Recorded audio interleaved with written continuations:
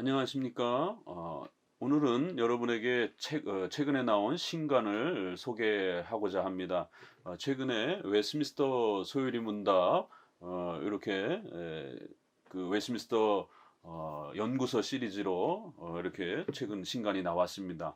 웨스민스터 표준문서 이렇게 5가지에 대한 번역과 또 간단한 이러한 해설서가 앞에서 나왔고요. 또 웨스민스터 신앙 고백서가 또 이렇게 예전에 출간이 되었습니다. 그리고 이번에 이제 웨스민스터 또 소유리 문답을 출간하게 되어 여러분에게 소개를 드립니다.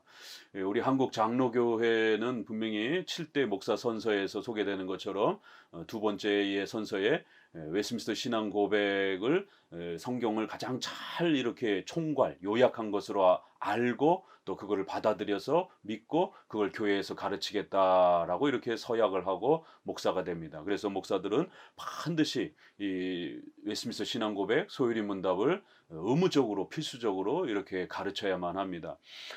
이번 웨스민스터 이 소유리 문답은 어, 그 1647년 초판을 기본으로 해서 이렇게 번역을 했고요.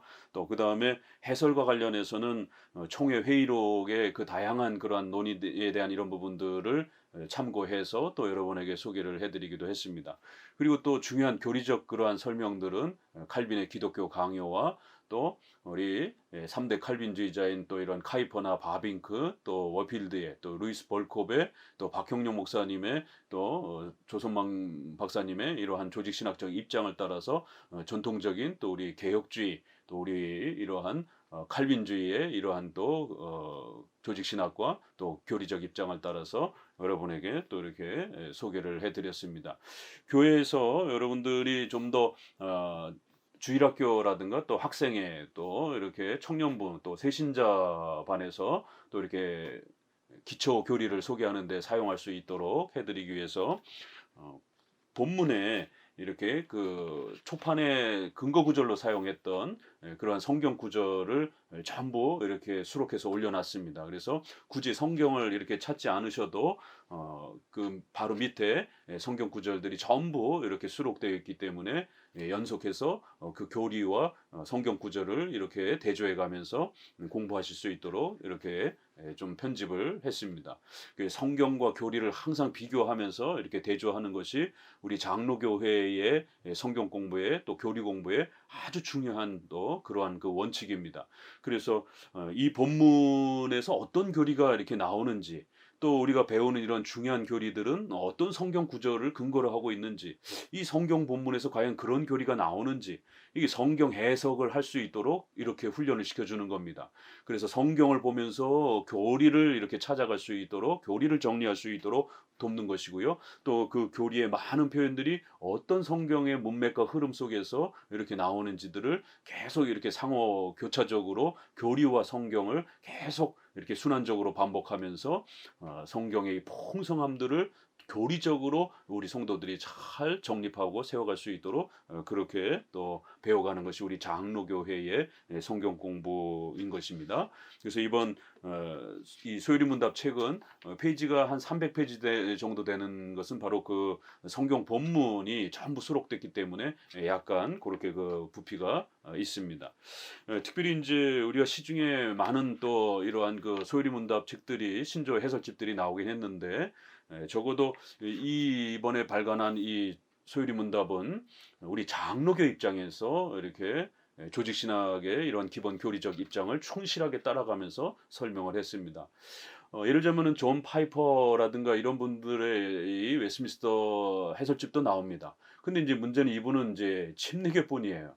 그러다 보니까 이제 결국 장로교하고는 그러한 그 큰 신학적 방향의 체계가 서로 다른 겁니다. 그러다 보니까 한계가 있는 겁니다. 또 인제 최근에는 또 회중파 계열의 또 이러한 장로교를 불편하게 여겨서 나간 넓게는 개혁주의 동료이지만 이렇게 장로교의 체계와 질서와 이런 부분들이 싫어서 나간 그런 또 회중파의 이러한 분들의 이 소유리문답이라든가 신조 해설서들이 많이 있습니다. 그걸 기본 교재를 가지고 장로교회를 공부할 수는 없는 것입니다. 왜냐하면 장로교회는 또 이러한 그 교회론이라든가 또 교회론적 질서는 또 구원론에 있어서 성화라든가 또 이러한 부분들을 하고 또 종말론 부분에서 성도들이 국가와 사회와 또 어떻게 살아가야 되고 어떻게 또 삶을 종말론적으로 살아가야 되는가 이런 부분에 있어서 장로교회는 교회를 중심으로 해서 그 당회와 노회와 총회라고 하는 이런 교회법적 질서 안에서 성도들의 이러한 삶 전체를 또 이렇게 당회의 지도를 받으면서 이렇게 주관적 신앙의 성장과 또 객관적인 그러한 교회적 그 신앙 공동체의 질서 아래에서 이렇게 또 서로 균형을 맞춰가는 그러한 특징을 갖고 있습니다. 그렇기 때문에 회중파에서 설명한 그러한 그 교리의 이러한 책들을 가지고 장로교회의 이러한 질서를 배울 수는 없는 것입니다. 약간의 도움은 되지만 전반적으로 장로교회가 불편한 부분들에 대해서 이렇게 분명히 차이가 나는 겁니다.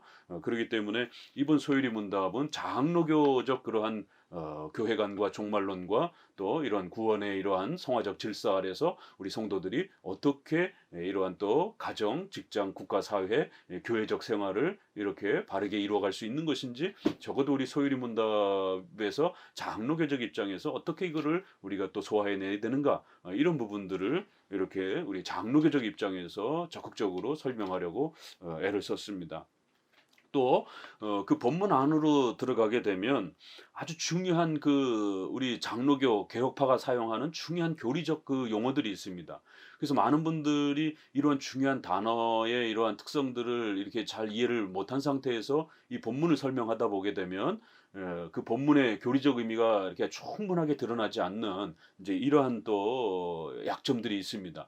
예를 들자면은 소요리문답 제1문에 사람의 제일 된 목적은 무엇입니까? 라고 했을 때 이런 목적이라는 단어, 이 목적이라는 단어를 이렇게 인간의 이러한 그 입장에서 이렇게 접근하고 설명하고 이렇게 그걸 풀어나가게 되면 루터파가 이렇게 인간의 구원을 중심으로 해서 인간의 이러한 관점에서 이렇게 교리의 이러한 그 표현을 설명하는 그 방식하고 이렇게 비슷한 입장으로 접근하게 되는 겁니다. 우리 장로교 입장에서는 사람의 제일 된 목적은이라고 설명을 했지만 여기에서 주어는 사람이 아니라 하나님입니다. 하나님이 사람을 창조하신 주된 목적은 이런 의미가 강한 겁니다. 그래서 이 목적이라는 단어는 이렇게 우리의 장로교 안으로 들어오게 되면 신적 작정, 예정론, 하나님의 뜻, 하나님의 계획, 하나님의 신적 작정의 목적 이런 단어에 아주 즐겨 쓰는 그러한 그 단어입니다. 이 목적이라는 단어가. 그래서 하나님이 인간을 창조하신 그 근원적 목적은 무엇인가? 그렇기 때문에 하나님의 신적 계획, 신적인 작정, 하나님의 신적 섭리에 이 하나님의 절대 주권적인 그러한 하나님의 의지와 뜻은 무엇이냐? 이런 아주 강력한 신본주의적인 그러한 솔리데오 글로리아라고 하는 하나님을 영화롭게 하고자 하는 이러한 강한 그런 우리 칼빈주의의 이러한 신학적 그러한 그 내용이 이렇게 압축되어 있는 그런 이제 표현입니다.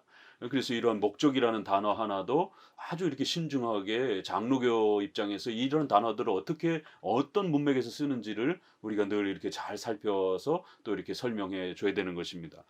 또 하나님을 영화롭게 또 그러면서 이렇게 하나님을 즐겁게 그래서 이런 즐거움이라는 이러한 단어 그랬을 때 많은 분들이 영화롭게는 이런 부분은 잘 이해하지만 이렇게 즐거움이라는 단어가 과연 무엇인가 이게 그래서 이런 경건주의 계열이라든가 이제 이러한 그 분들은 이런 즐거움이라는 단어에 굉장히 낯설어 여깁니다. 매일 이렇게 회개하고 아주 강하게 이런 그 경건의 이러한 부분들을 더 이렇게 강조하는 이제 이런 입장에서는 이 성도들이 즐거워한다. 이건 굉장히 낯설죠. 그런데 이제 우리 장로교는 이 즐거워한다라고 하는 이런 단어들은 특별히 일반 계시, 일반 은총. 그래서 우리가 성경을 통한 구원의 즐거움뿐만 아니라 하나님이 주신 일반 계시 아래서 일반 은총의 이 풍요로움들을 우리가 또 마음껏 누리며 즐거워하는 그런 부분들을 하나님의 은총으로서 의식주와 관련된 또 이러한 삶까지 전부 포함해서 우리 성도들이 구원과 또 삶 전체를 하나님 안에서 살아가는 이러한 그 뉘앙스가 강한 단어입니다. 그렇기 때문에 즐거워한다 이런 부분들은 그러한 여러 부분에서 금욕주의적인 그런 극단적인 이원론적인 신앙과 회개만 강조하는 이러한 금욕주의가 아니라 우리는 신앙과 삶, 생활 부분 전체까지도 성도들의 가정, 직장, 국가 이런 전반적인 성도들의 삶 전체를 소중하게 여기는 그래서 교회만 거룩하고 성도들의 삶은 더러운 것처럼 이렇게 극단적 이원론으로 취급하지 않습니다. 바로 이런 즐거움이라는 단어는 우리 장로교회의 일반은총의 아주 특징을 강하게 이렇게 드러내는 장로교만이 일반은총을 아주 적극적으로 설명을 합니다. 그래서 구원도 중요하지만 우리 성도들의 가정과 직장과 삶, 국가, 사회 전체가 하나님 안에서 은총으로서 또 우리 성도들의 삶이 얼마나 중요한 것인지 그래서 신앙과 삶의 균형을 맞춰주려고 하는 이런 아주 놀라운 장로교적 신학 체계가 있습니다. 이렇게 소유리문답 1문만 해도 목적이라는 단어, 또 이런 즐거움이라는 단어, 또 영광이라는 단어는 루터파가 구원론을 중심으로 하지만 우리 장로교는 영광이라는 단어를 로마서 11장 36절을 중심으로 해서 다룹니다. 루터파는 1장 17절 믿음을 강조하는 이쪽에 신앙의 중심을 두지만 장로교는 로마서 11장 36절을 중심으로 해서 솔리데오 글로리아라고 하는 이러한 하나님께 영광이라고 하는 이러한 신앙의 체계를 가지고 있습니다. 그래서 이렇게 일문만 봐도 목적, 영광, 즐거움 이거는 우리 장로교가 사용하는 즐겨 사용하는 아주 중요한 그런 독특한 교리적 표현과 용어들입니다. 이렇게 여러분에게 이번 소유리 문답을 발간하면서 우리 적어도 우리 장로교적 입장에서 많은 소유리 문답 해설서들이 있지만 또 그런 부분들은 또 참고하시고 그렇지만 이번 소유리 문답은 장로교적 입장에서 특별히 우리 개혁파 우리 장로교적 입장에서 적어도 우리 소유리 문답이 가르치는 것을 어떻게 이해해야 되는가 그래서 또 소유리 문답이 소개되었던 그 웨스민스터 입장에서 충실하게 또 이 소유리 문답을 한번 여러분에게 소개해 보려고 합니다. 많은 분들이 교회 안에서 또 우리 기초 교리교육을 가르칠 때 또 이 소유리 문답을 적극적으로 또 사용해 보시고 또 이러한 많은 부분들의 풍성함들을 함께 누리시기를 다시 한번 권면을 드립니다. 감사합니다.